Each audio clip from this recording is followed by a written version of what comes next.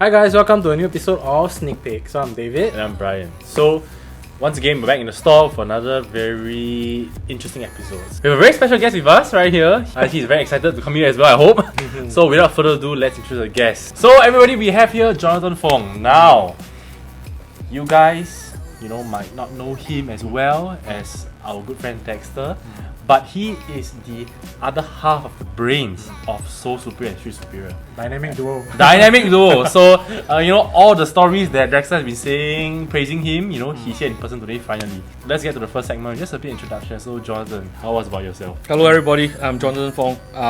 Yes, as mentioned, I am probably the Robin to Dexter being the Batman, So Superior, Street Superior. I met Dex about 15 years ago while waiting in line to buy shoes. Became friends and then we decided to start a sneaker convention in 2013. Yeah. And thanks for having me. Very excited to be here finally. We will talk more in depth about him as well as Street Superior, but then let's get on to the second segment of the show. But for today's review, we actually have a couple of very special shoes here, and it is Golden Box era. Golden Box era. yes, very similar. We were just talking about dunk boxes. Yeah, let's open it up. Let's go with this first because this is the first version. I didn't know. He got into a lawsuit over. Yes, so everybody, I will pass on the shoes. And we have to, finally in person, the Warren Lotas Jason Dunk. Previously, we have actually, talked about it a bit with A lot. Joshua. Yeah. But we never had like a real pair in hand. Yeah, just today we decided to bring it out and talk about it because actually Jonathan is like SB, like OG SB head, OG. So we want to get his opinion on Yes. this Warren Lotas Dunks lah. So, Jonathan, before we go into talking about the shoe, right? When did you first hear of Warren Lotas and what were your reactions when, the shoe came out? For me, it was through the collaboration with Just Staple. Yep. Oh yeah, correct. And I kind of I thought it was kind of crazy lah. Either kind of crazy, kind of stupid, or really brilliant and really smart lah. Like who can really tell, right? To be very honest, even at this point of time. Yes. So the original designer for the Pigeon Dunk would want to work with an artist, creative to create a different Warren Lotas version of his colorway and sneaker lah. And subsequently all the lawsuit stuff is also quite, I think it says a lot about Nike as a brand, and I think it says a lot about their approach and values lah in tackling issues like that. We want to know your opinion. Do you give it a thumbs up or a thumbs down? Okay, so this is the first time I'm seeing the shoe as well. Yeah. Okay. And I gotta say, I would say the quality is not terrible. Yeah, it is. I'd say that the toe box leather could be better, but more impressive. But I think the suede on the side is pretty decent. Stitching is decent. They got the right mold for sure. Yeah, they did. I would say my thoughts on this is, I think it's very cool now if you have a pair of these, because the fact is that they've issued a cease and desist. Correct. Yes. And these are no longer available. I think like in terms of if you're just into sneaker history and culture, I think this is definitely something very exciting to own. Yeah. Just for the fact of the controversy. But it's like stealing intellectual property. That's what most people say. Some people say it's a blatant ripoff, and I can see why. Like you have the signature fat tongue of the SBs, the shape of the toe box, even the sole. You got the star, like not so subtle swoosh. Yeah. But are you okay with this? Would you wear this out? Okay, so my 2021 personal stance is towards anything. Generally speaking, if you love it, you enjoy it, you should just buy it and wear it. If you frown upon this, then don't buy it. But if you, you shouldn't diss people or Yes. If people love this, then let them be lah. It's I think generally speaking, current times that we are at, there are more important things to be worried about. True. Yeah. Exactly. Okay, we'll put this aside, and then we're gonna take a look at the next one. Yeah. If you could. So this one, so this is the shoe that he came out with after the whole lawsuit, everything. He did a settlement with Nike lah. I think they did it privately, so until now we don't know how much they settled for. But this is Nike's getting richer. This is the first shoe he came out with after that. He did a pre-order on this and he calls it the Reapers lah. Okay, so Jonathan, you have not seen No, this yet, right? I've not seen this, and I actually don't know that. So he's in the clear, Yes, This is in the clear. Basically, he had changed the design right? to this. Okay. Yeah. Let's see Yes, it. and now we can obviously see the vast difference between the two boxes. You guys can see, but yeah, I mean this has a lot more originality, a lot more of its own design. So We shall see lah. We shall see. I just love. I don't know if you can catch this on the camera, but it says there's a pencil here, and it says I own the most hated shoe on earth. and Oh, he yes, did. correct. Yes, it comes with a T-shirt and a sticker. Like a dust bag as well. And yeah, that's Not actually bad. here. Let Wow. me give this to you to take a look. Now we have the Reaper. Obviously, it looks very different from what it was supposed to look like, but I mean, he had to change it.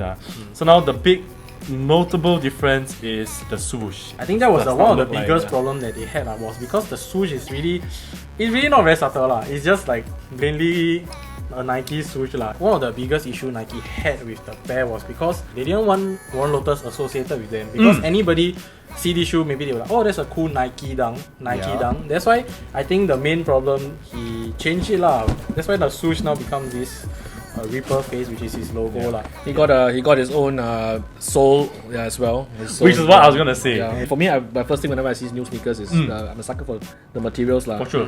So I think it's not super impressive as well. The kind of like the leather is the cardboard kind of like leather that we are force fed these days by both independents and the majors. So the Reapers. The Wallaus.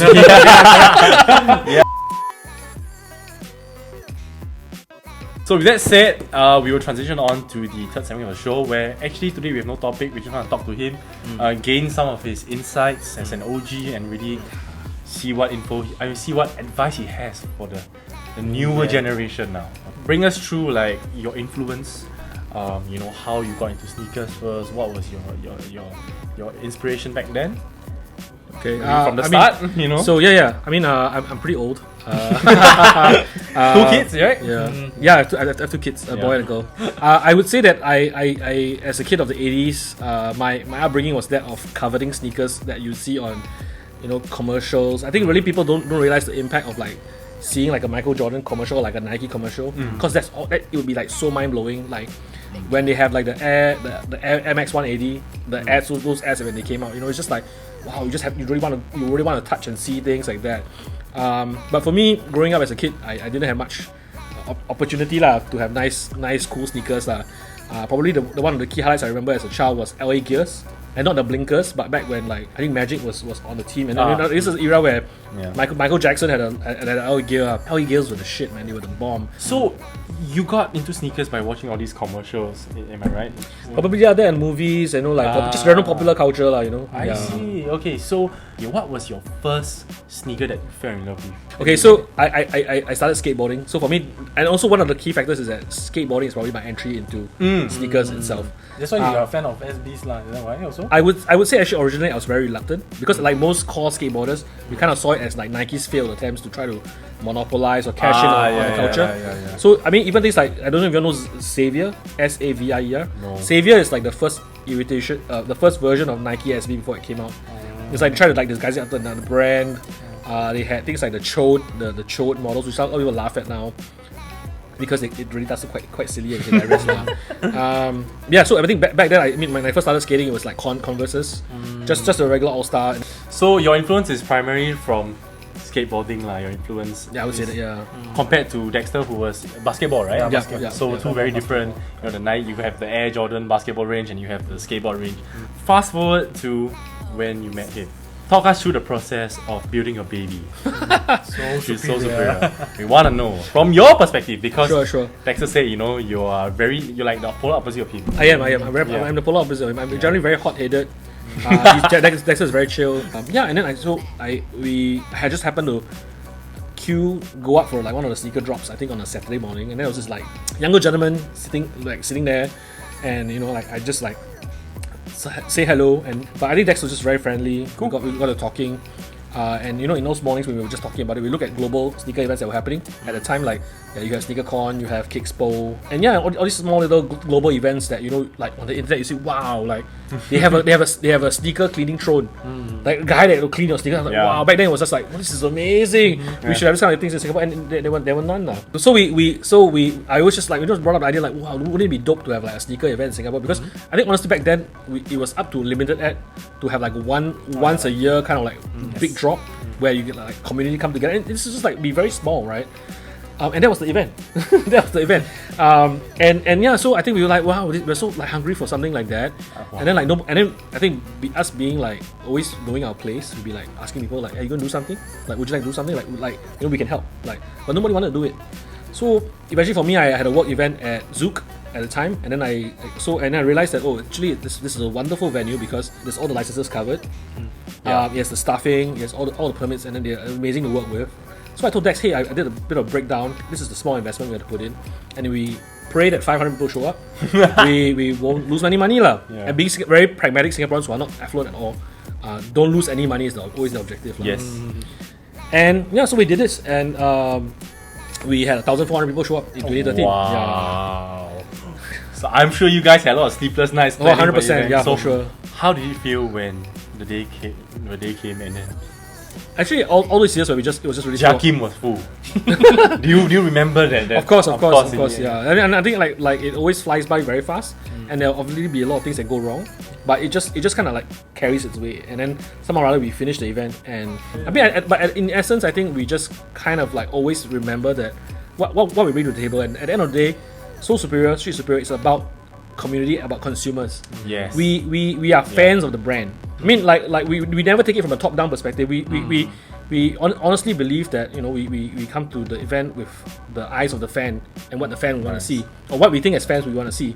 But yeah, and we're always like listening to especially younger people, because as we grow older, we don't want to say that we feel out of touch. I'm also very proud of the fact that I think we work with a lot of local creatives, and I mean, true. I'm not saying it's like true Soul Superior, but I think we're very glad to be part of their journey in like the amazing accomplishments that they have achieved lah. So shout out people like TYC, Tell Your Children, Mr. Tux, Eric Foender, Xiang, everybody. I forget everybody, but everybody, thanks for the love, and thanks for like being part of Soul Superior lah. Favorite moment of your SS journey? The first one that will always come to mind is when I saw a gentleman walk down in the first Soul Superior 2013 with the Air Max that lit up. He knows who he is lah. I don't want to shout, but I mean honestly, Goose hair stand. Literally this was like, this is the moment. This is where we can bring people that have this kind of insane shit in their home down, and like props. I told him I thought, thank you man, like this is amazing to see. The toughest moments in your journey. Toughest moment. I think that we like the great amazing thing about being partners with Dexter is that we generally just we always can put our differences aside, and when we have disagreements, we'll just talk it out, and we never like that. It always resolves itself. And definitely there were times where we have very strong opinions about certain things and we would disagree. But I think I'm very happy to say and this is really props to the man, because he's such a patient dude. 老师. I mean, I have been in a relationship longer with him than my wife lah. So through the years, the many editions, Dexter said that you guys want to hit 10. Right? So obviously because of COVID we can't have that happening now. But yet I always want to ask, are there any plans? Oh yeah, for sure. I mean, I think for now, I think we definitely cannot. We have to rule out the 1,004 even. I mean, I'm just saying that Street Superior in 2019 there were 15,000 people over that whole weekend at Scape. And right now, if we try for an event, we can't even hit the first year number of 1,004. It's not about numbers, everybody. It's just about the quality of the event, right? You want to be wild, right? And you want to meet people. So I think we're trying a few progressive ideas, whether we can have just small in-store stuff. Maybe we could do something here. I mean, we're open ideas, And I really miss it. I really wanted to come back. So I only attended like one only, because so it's a waste. I hope that really in the years to come, this COVID situation can get better, and then we can go back to having events. Okay, so we've come to the end of a fantastic episode. Guys, once again, check them out. Street and Soul Superior. Please follow them. Their own personals will be here. and everything that he said, you know, we'll try to link it in the description, all the amazing people, all the OG people. Alright guys, thank you so much. We'll see you on the next one. Bye.